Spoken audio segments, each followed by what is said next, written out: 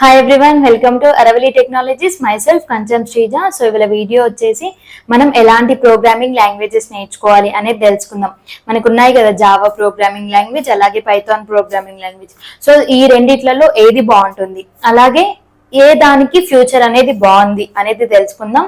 So మీరు ఎటువంటి programming language నేర్చుకోలేదు ఇప్పటి వరకు అంటే మనకి ఏదైతే బెటర్ గా ఉంటుంది అనేది కూడా ఈ వీడియోలో తెలుసుకుందాం. సో మనకి ఫస్ట్ వచ్చేసి ఎలాంటి ప్రోగ్రామింగ్ లాంగ్వేజ్ నేర్చుకోలేదు, ఫస్ట్ ఒక ప్రోగ్రామింగ్ లాంగ్వేజ్ నేర్చుకోవాలంటే మనకి సి ప్రోగ్రామింగ్ లాంగ్వేజ్ అనేది నేర్చుకోవాలి. ఇది నేర్చుకున్న తర్వాత మనం ఏదైనా ప్రోగ్రామింగ్ లాంగ్వేజ్ అనేది నేర్చుకోవచ్చు. మనకి సెకండ్ వచ్చేసి ఓన్లీ ప్లేస్మెంట్ పర్పసే మీరు ఒక ప్రోగ్రామింగ్ లాంగ్వేజ్ నేర్చుకోవాలి అనుకుంటే అది C++ ప్రోగ్రామింగ్ లాంగ్వేజ్ నేర్చుకోవాలి. మనకి సి ప్రోగ్రామింగ్ లాంగ్వేజ్ తో పని ఏముండదు. సో మనకి నార్మల్ గా సి ప్రోగ్రామింగ్ లాంగ్వేజ్ అనేది ఫస్ట్ ఒక ప్రోగ్రామింగ్ లాంగ్వేజ్ నేర్చుకోవడానికి యూజ్ అవుతుంది. అలాగే మనకి ఇది త్వరగానే అర్థం అవుతుంది. అలాగే మనకి దీంట్లో ఏముంటుంది అంటే ఫస్ట్ ఈ ప్రోగ్రామింగ్ లాంగ్వేజ్ కాన్సెప్ట్స్ అనేటివి నేర్చుకుంటారు.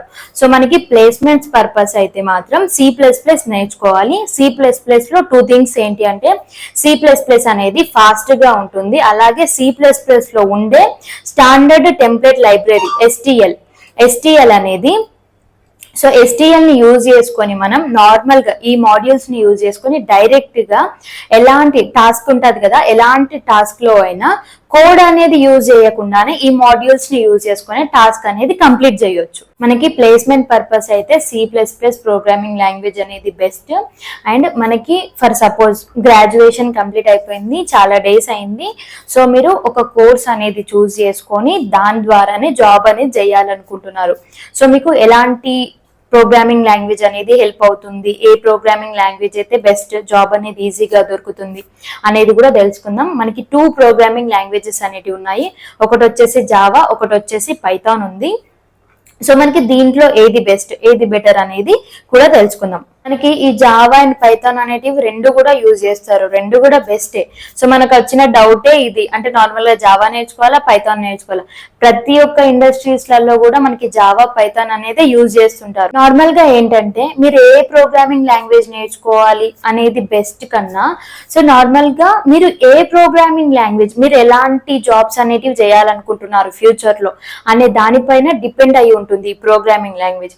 సో మీరు నార్మల్ గా పైథాన్ కి రిలేటెడ్ అయిన జాబ్ చేయాలనుకుంటున్నారా, లేదంటే జావాకి రిలేటెడ్ అయిన జాబ్ చేయాలనుకుంటున్నారా అనేది మీ పైన డిపెండ్ అయి ఉంటుంది. సో నార్మల్ గా మనకి జావాని ఎందులో యూజ్ చేస్తారు, పైథాన్ ని దేంట్లో యూజ్ చేస్తారు అనేది కూడా తెలుసుకుందాం. ఇప్పుడు నార్మల్ గా మీరు డేటా సైన్స్, లేదంటే AI కానీ, లేదంటే డీప్ లెర్నింగ్, మెషిన్ లెర్నింగ్ ఏదైతే డేటాకి కనెక్ట్ అయి ఉంటుందో వీటన్నిటిలో కూడా పైథాన్ ఎక్కువగా యూజ్ చేస్తుంటారు. సో పైథాన్ ఎక్కువగా ఎందుకు యూజ్ చేస్తుంటారు అంటే ఇది ఫాస్ట్ గా ఉంటుంది, అలాగే ఇంటరాక్టివ్ గా ఉంటుంది. సో బేసిక్ గా పైథాన్ కి మనకి డెవలపర్స్ అనే వాళ్ళు ఎక్కువగా ఉంటారు. నార్మల్ గా మనకి ఏవైనా ఇష్యూస్ వచ్చాయి అనుకోండి, సో చాలా ఫాస్ట్ గా రిజల్యూషన్ అనేది వస్తుంది పైథాన్ లో. సో కాబట్టి మనకి నార్మల్ గా స్టార్ట్అప్ కానీ, లేదంటే ఏవైనా డేటాకి రిలేటెడ్ అయిన డొమైన్స్ అనేటివి పైథాన్ నే ఎక్కువగా యూజ్ చేస్తుంటాయి. నార్మల్ గా మనం పైథాన్ ని, జావాని సైడ్ కి పెట్టిద్దాం. సో అసలు మనం దీంట్లో చేయండి దాంట్లో ఏం చేయలేం, దాంట్లో చేయాల్సింది దీంట్లో ఏం చేయలేం అంటే నార్మల్ గా పైథాన్ లో చేయాల్సింది జావాలో చేయలేమా, జావాలో చేయాల్సింది పైథాన్ లో చేయలేమా అంటే అలా ఏముండదు. పైథాన్ లో చేసేది జావాలో చేయొచ్చు, జావాలో చేసేది కూడా పైథాన్ లో చేయొచ్చు. సో మనకి ఈ 2 ప్రోగ్రామింగ్ లాంగ్వేజెస్ కూడా బెస్టే. ఒకవేళ మీరు జాబ్ చేయాలనుకుంటున్నారు, సో నార్మల్ గా MNC ఆర్ లేదంటే ఓల్డ్ కంపెనీస్ ఉంటాయి కదా, వాటిలలో మీరు జాబ్ చేయాలనుకుంటే మాత్రం వాళ్ళు ఎక్కువగా జావానే ప్రిఫర్ చేస్తుంటారు, జావానే ఎక్కువగా యూజ్ చేస్తుంటారు. ఎందుకంటే నార్మల్ గా కంపెనీస్ అనేటివి గ్రోయింగ్ టు స్కేల్ కాబట్టి పైథాన్ ని పెద్దగా ప్రిఫర్ అనేటివి చేయవు. ఎందుకంటే మనకి జావాలో ఇంటర్నల్ ఫ్యూచర్స్ అనేటివి సపోర్ట్ చేస్తాయి కాబట్టి వాళ్ళు ఎక్కువగా జావానే యూజ్ చేస్తుంటారు.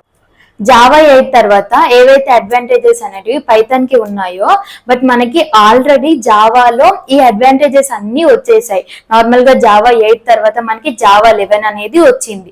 మనకి నార్మల్ గా సమ్ కంపెనీస్ అనేటివి జావా 8 ని అడాప్ట్ చేసుకుంటున్నాయి. సో మనకి జావా 8 ఫ్యూచర్స్ పైథాన్ కంటే జావా 8 లోనే స్ట్రాంగర్ గా ఉంటాయి కాబట్టి ఏవైతే కంపెనీస్ అనేటివి జావా 8 ని యూజ్ చేస్తున్నాయో దాన్ని కంటిన్యూ అనేది చేస్తుంది. మనకి బేసిక్ గా స్టార్ట్అప్ కంపెనీస్ ఉంటాయి కదా, సో వాళ్ళు వాళ్ళ ప్రొడక్ట్ ని త్వరగా బిల్డ్ చేసుకోవడానికి పైథాన్ ని యూజ్ చేస్తుంటాయి.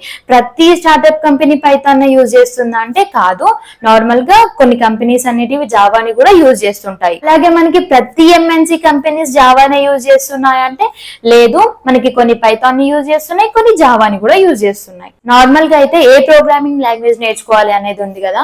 సో నార్మల్ గా మనము ఎలాంటి కంపెనీస్ లో జాయిన్ అవుతామో తెలియదు, ఎంఎన్సీ లో జాయిన్ అవుతామో తెలియదు, లేదంటే స్టార్ట్అప్ లో జాయిన్ అవుతామో తెలియదు.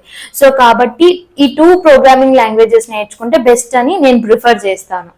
సో మీరు పైథాన్ ని స్టార్ట్ చేశారు, సో పైథాన్ అనేది త్వరగానే కంప్లీట్ అయిపోతుంది, త్వరగానే కవర్ అనేది చేయగలుగుతాము. సో పైథాన్ అనేది కంప్లీట్ అయిపోయాక జావా 8 ఫ్యూచర్స్ అనేది నేర్చుకోవాల్సి ఉంటుంది. మనకి ఇంకో డౌట్ వస్తుంది, జావాలో 2 టైప్స్ ఉంటాయా అంటే అలా ఏం లేదు. జావా అనేది ఒక సింగిల్ ప్రోగ్రామింగ్ లాంగ్వేజ్ మాత్రమే. Java core and Java advance అనేది వర్షన్స్ మాత్రమే, జావా 8, జావా 11. నార్మల్ గా ఇన్స్టిట్యూట్స్ వాళ్ళు ఏం చేస్తుంటారంటే ఏదైతే జావా ప్రోగ్రామింగ్ లాంగ్వేజ్ ఉందో దాన్ని 2 టైప్స్ గా 2 కోర్సెస్ గా డివైడ్ చేస్తుంటారు. ఒకటి వచ్చేసి జావా కోర్ అని, ఇంకోటి వచ్చేసి జావా అడ్వాన్స్ అని. బట్ దీంట్లో ఏంటంటే జావా కోర్ లో కొన్ని కాన్సెప్ట్స్ ఉంటాయి, జావా అడ్వాన్స్ లో కొన్ని కాన్సెప్ట్స్ ఉంటాయి, కాబట్టి వీటిని కేటగరైజ్ చేసి వీటిని డివైడ్ అనేది చేస్తుంటారు. సో మనకి లాస్ట్ కి వచ్చేసరికి జావా ప్రోగ్రామింగ్ లాంగ్వేజ్ అనేది సింగిలే. సో మనము ఎప్పుడైతే ఒక ఇన్స్టిట్యూట్ లో జాయిన్ అవ్వాలి అనుకుంటే వాళ్ళని క్లారిటీగా తెలుసుకోవాలి. సో మీరు జావాని ఎలా డివైడ్ చేశారు, డిఫరెంట్ కోర్సెస్ గా డివైడ్ చేశారా అని తెలుసుకొని, సో నేను మాత్రం జావా ప్రోగ్రామింగ్ లాంగ్వేజ్ కంప్లీట్ గా నేర్చుకోవాలి, Java core and Java advance అనేది నేర్చుకోవాలనుకుంటున్నాను. సో నాకు కంప్లీట్ గా నేర్చుకోవాలని వాళ్ళకి క్లారిటీ అనేది అడగాలి. సో చాలా పీపుల్స్ అనే వాళ్ళు న్యూ డొమైన్స్ లైక్ మనకి డేటా సైన్స్ కావచ్చు, మెషిన్ లెర్నింగ్ కావచ్చు, డీప్ లెర్నింగ్ కావచ్చు, ఏఐ కావచ్చు, వీటిపైన ఫోకస్ అనేది ఎక్కువ చేస్తుంటారు. బట్ మనకి ఫ్యూచర్ లో ఒక బెస్ట్ డొమైన్ ఏంటి అంటే అది వెబ్ డెవలప్మెంట్. అది ఇప్పటికైనా సేమ్ పొజిషన్ లోనే ఉంటుంది, అలాగే ఫ్యూచర్ లో కూడా దానికి సేమ్ పొజిషన్ అనేది ఉంటుంది. నార్మల్ గా ఏ కంపెనీస్ అయినా కావచ్చు, ఏ స్టార్ట్అప్స్ అయినా కావచ్చు, ఏ బిజినెస్ అయినా కావచ్చు, వాళ్ళకి వెబ్ డెవలప్మెంట్ అనేది ఇంపార్టెంట్. వెబ్ డెవలపర్స్ అనే వాళ్ళు కావాలి, వెబ్సైట్స్ అనేవి క్రియేట్ చేయాలి. కాబట్టి వెబ్ డెవలప్మెంట్ కి మాత్రం గుడ్ కెరియర్ అనేది ఉంటుంది అని మాత్రం చెప్తాను. వెబ్ డెవలప్మెంట్ లో ఏం చేయాలనుకుంటే మాత్రం నార్మల్ గా పైథాన్ లో వచ్చేసి ఫ్లాస్క్ అండ్ జంగో అనేది నేర్చుకోండి, అలాగే జావాలో స్ప్రింగ్ బోట్ అనేది నేర్చుకోండి.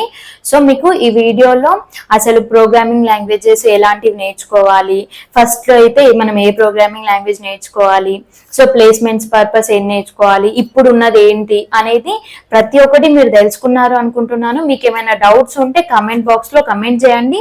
అలాగే మీకు ఇలాంటి కంటెంట్ ఇంకా కావాలి అంటే కూడా కమెంట్ చేయండి. అండ్ మనము నెక్స్ట్ కంటెంట్ నెక్స్ట్ వీడియోలో మాట్లాడుకుందాం. లైక్ చేయండి, షేర్ చేయండి and subscribe to my channel.